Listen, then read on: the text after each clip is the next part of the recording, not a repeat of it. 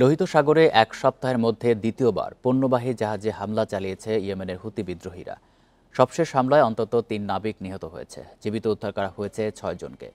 Bundle থাকলে প্রতি সেনমানিতে টাকা বাঁচবে। বিকাশ সেনমানি বান্ডেল কিনে জিতুন প্রতি লেনদেনে। সোমবার লাইবেরিয়ার পতাকাবাহী ও গ্রিসের পরিচালিত ইন্টারনিটি সি জাহাজে হামলা চালায় হুতিরা।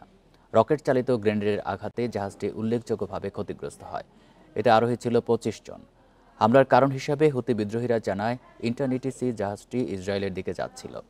কয়েকজন যাত্রীকে নিরাপদ স্থানে সরিয়ে নেওয়া হয়েছে বলেও জানায় তারা। এদিকে জীবিত অনেক ক্রু সদস্যকে অপহরণ করা হয়েছে অভিযোগ করে অবিলম্বে তাদের মুক্তির দাবি জানিয়েছে ইয়েমেনে নিযুক্ত মার্কিন দূতাবাস। এর আগে রোববার লাইবেরিয়ার পতাকাবাহী একটি পণ্যবাহী জাহাজে হামলা চালায় হুতিরা।